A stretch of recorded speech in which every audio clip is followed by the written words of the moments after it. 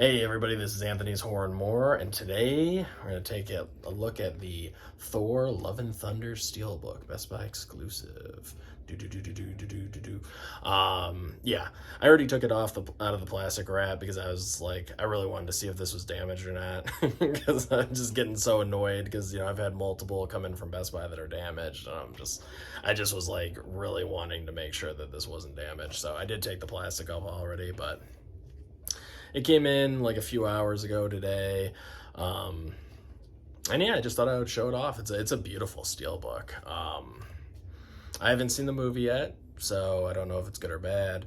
I've heard very mixed things about it, and I just didn't feel like going to the theater to watch it. I figured I'll order the steelbook, and I'll watch it at home. But Marvel, I don't know, the last few movies I thought have been pretty good. I really liked, Spider-Man. I really enjoyed Doctor Strange.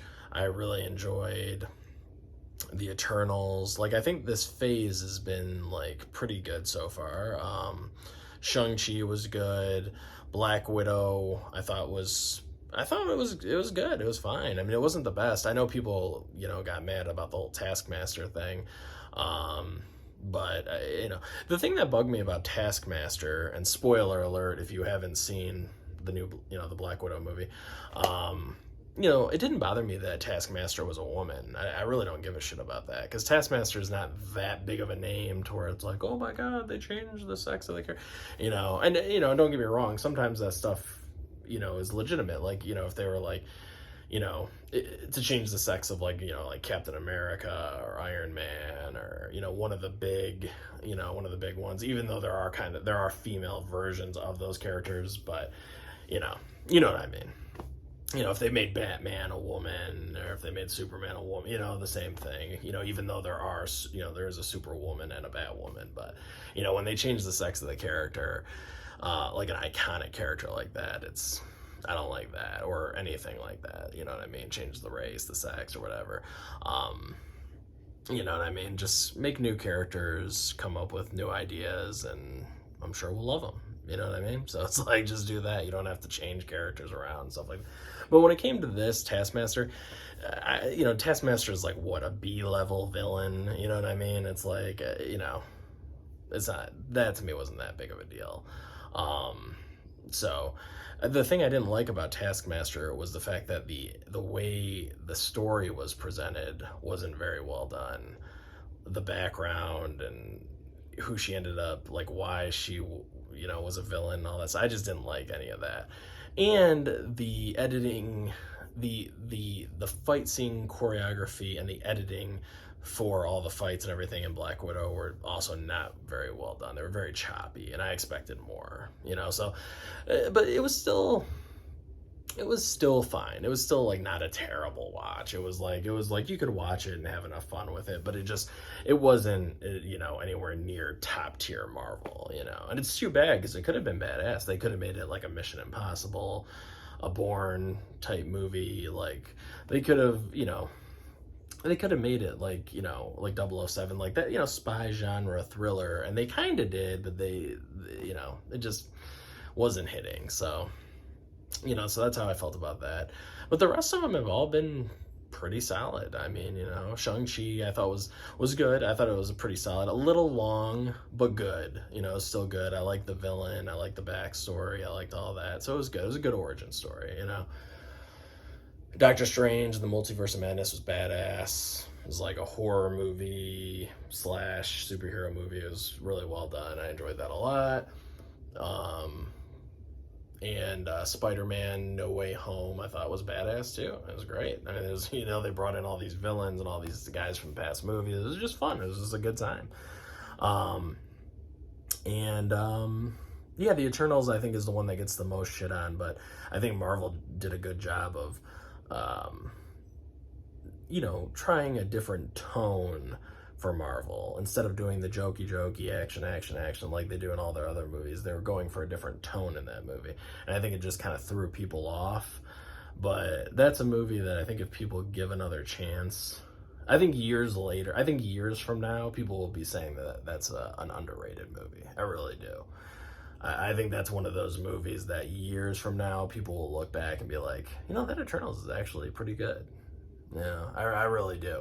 Because it's very well acted. It's a great cast. It's long. That's the other problem. So it doesn't have very high rewatchability. It's a long movie, but it's very well acted. It's a very diverse cast, but I wouldn't call the movie woke or anything like that. You know what I mean? It's what the word woke should mean. It's like a very diverse cast. Everybody's great in their roles. There's a gay couple in there, but it's not like in your face. They're not pushing a message or an agenda or anything like that. It's just there in the film, but it's not like in your face or anything like that. So it's like what woke should mean. It should be positive, putting like strong leads who know how to act and, you know, who are just good at what they do into the movies, and just leave it at that. Don't make a big deal out of it. Like, look at how diverse our cast is. Like, Marvel loves doing shit like that, and it drives me nuts. You know, they do that all the time. Look how diverse our cast is. It's like, dude, you don't need to, Marvel, you don't need to do that. You don't need to tell us. We understand, you know what I mean? But when you do stuff like that, you kind of push people away because they're worried that they're going to get like this giant message shoved down their throats and they just don't want to hear it. But Eternals didn't do that. It was actually a pretty solid movie. But I don't know, people, even like the Marvel like stans, the people that love everything that Marvel does, even they didn't love it. So it's like, I don't know, I guess I'm in the minority on that one. But you know, enough of my rambling. Today we're here to talk about the Thor Love and Thunder movie, and I will be watching this, and I'll do a review on it. It might be mixed in with my catching up with the movies review, which is like a segment that I do. I have 2 of them out so far, where I just kind of, you know, I watch a few movies during the week, and then I just do a one video and review all of them or discuss all of them, you know. And they're not necessarily movies that I haven't seen before. Some of them I've seen before, but it's been a long time, and I just wanted to talk about them. So I might lump this in with that. But if it's really good, maybe I'll give it its own review. I don't know. We'll see. But yeah, so here's the Steelbook. There's the J card, which I actually like the way they did this J card. I like how they put this here. That's pretty nice. See that with the image there? That's pretty cool. It's different, you know? I like how they did the J card for this. And then I like, this is something that's really cool too, guys. This is embossed. You can actually feel like all this right here is embossed, shaft embossed, shaft and balls embossed. All this is embossed. It's really cool. You wouldn't know it from looking at it though. And then got the beautiful Natalie Portman back here, looking badass. She looks great. I'm not gonna lie. I do think, I've never read any of the Thor comics where Thor turns into a woman, or a woman, Jane Foster becomes Thor or whatever, but she looks fucking badass. She looked badass in the comics. She looks badass here. So they definitely did a good job with that. And she's embossed too. Embossed. No titty embossed. We had dick embossed here, but with no titty embossed. I don't know what's going on. What's up with that? We got the mountains and all that stuff are embossed. Hammers embossed. Badass. I love that. I love when just Steelbooks in general do the embossing, debossing. I think it's really nice. And then that's what it looks like, which is really cool. I like the way that looks. And then here, let me take these out so I can show the inside artwork.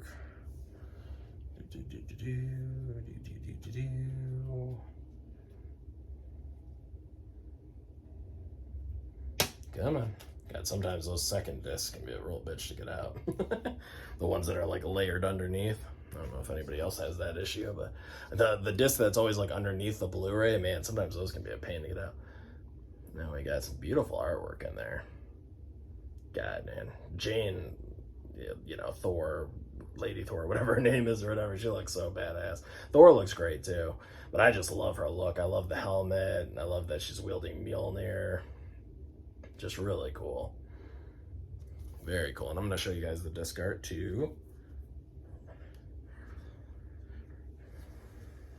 So there's the disc art for the 4K. Yep. Pretty nice, pretty nice. And there's the disc art for the Blu-ray. Pretty nice, pretty nice. And then of course you get the digital code, which I already took out and threw over there, but you get a digital code. And sometimes, like I've said it before, I might give those away at some point. I do use them sometimes. Like I have used them in the past, but I don't know if I use them often enough to where it's like worth holding on to them. So I might, give, do, giveaway or something. If I ever start doing like live streams and stuff like that, maybe I'll hold on to them and then give them away in a live stream or something. We'll see. I don't know. Time will tell. I got, there we go. But I do have a nice digital library, but I don't need every single movie, up in there, God, sometimes that digital shit's a pain in the ass too. Because like, you have all these accounts and this, like, because each one of the, like, Vudu holds a lot of your stuff, but the problem is, like, they don't even have the rights to everything. So then, like, because some of these companies, they want you to use their digital library service. So it's like, some of them are like, you can't put them on Vudu and stuff. Like, you'll try to, and it'll say, denied, can't do it. So it's like, oh my God.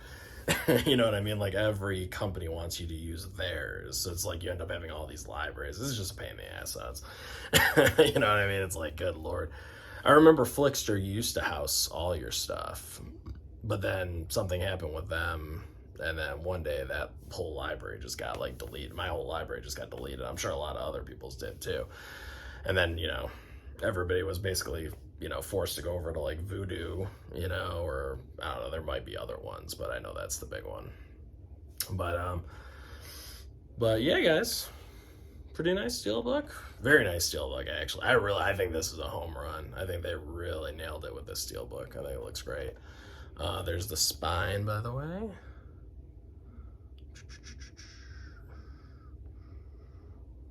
Spine. Yeah, just all in all, man, really nice. They just killed it. I don't know. I look forward to watching the movie. I really hope it's good. Like I said, I'll judge it for myself. I mean, I'm saying right now here publicly, I liked Eternals. I thought Eternals was good. I did. I really enjoyed it.Maybe because my expectations weren't as high as others, because I watched that one at home as well. Like, I watched, because that's when the pandemic was like really bad, so nobody was going to the theater really. So I watched Black Widow, Shang-Chi, and the Eternals all at home. I just bought the Steelbooks, watched them at home. And then, things started to lighten up a little bit, and then I could go to theaters, and then, I saw Doctor Strange in the theater, Spider-Man in the theater. Yeah, I think that was it. Yeah, I think that's the run. I don't think I'm missing any. And then obviously Thor and Love and Thunder, I haven't seen it yet, so. Yeah, so we'll see, guys. So, I'm pretty positive on Marvel right now. I haven't been watching the shows. I just don't feel like getting into all the shows and stuff too. That's cool that people like them and people are into them, but I'm just not really. There's too much to watch and stuff. I just prefer to stick with the movies. Sometimes I'll get the cliff notes of what happened in the shows just so I'm aware. Like, I know what happened with Wanda, so I was all cut up for like Doctor Strange, but I didn't have to watch all of WandaVision to understand what was going on. I got the I got the like Cliff Notes version basically. But yeah, guys, let me know what you guys thought about Thor Love and Thunder. You know what I mean? Is it as bad as everybody says it is? I heard Christian Bale's a badass in it. I heard he was a really good villain. Leave your thoughts down below in the comment section. I'm curious. Please like the video. I'd appreciate it. And subscribe to the channel, if you like my content and everything, and if you don't, that's fine too. But this is Anthony's Horror More, and I will definitely catch you guys on the next one. Peace out.